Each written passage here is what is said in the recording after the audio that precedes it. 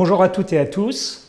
J'ai l'honneur de présider cette année le 30e congrès de la SFRO 2019 qui se déroulera du 9 au 12 octobre à l'espace Grande Arche.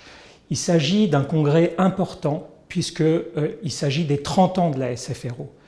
Et pour votre congrès, nous allons organiser une session mémorielle historique qui va retracer toute l'histoire de la radiothérapie française au travers de 3 décennies.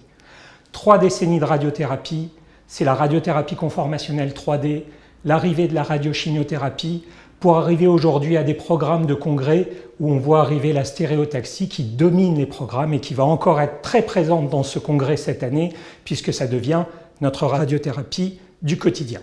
Alors, pour ce congrès, nous allons avoir de très belles sessions, je pense, qui devraient vous intéresser et je l'espère vous passionner, que nous avons préparées avec le conseil scientifique. Dans les grands thèmes qui ont été abordés, nous n'avons pas choisi de décliner des organes, mais plutôt de vous présenter des thèmes transversaux, axés sur la technologie et la biologie qui aujourd'hui nous amènent vers une radiothérapie plus personnalisée.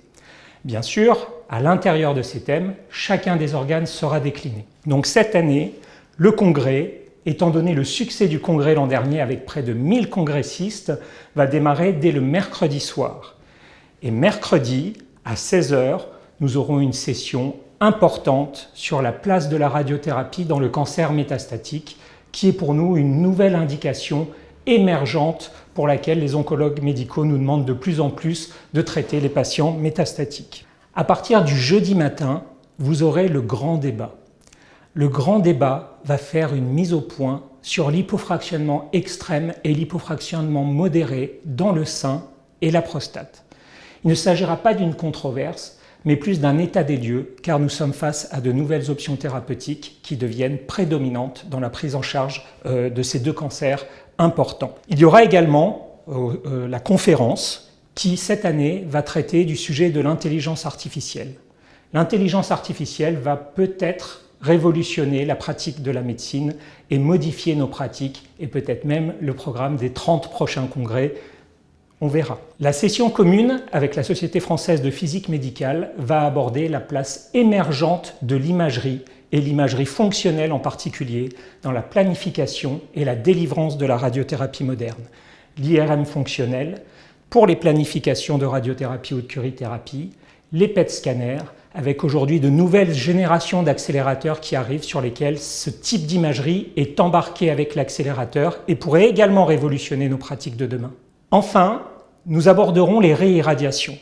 Car si la stéréotaxie est une thématique importante ces dernières années dans nos congrès, aujourd'hui nous sommes face à des challenges techniques importants avec des situations de réirradiation complexes pour lesquelles les standards ne sont pas encore établis et nous sommes dans un domaine de recherche vaste qui ne fait que commencer.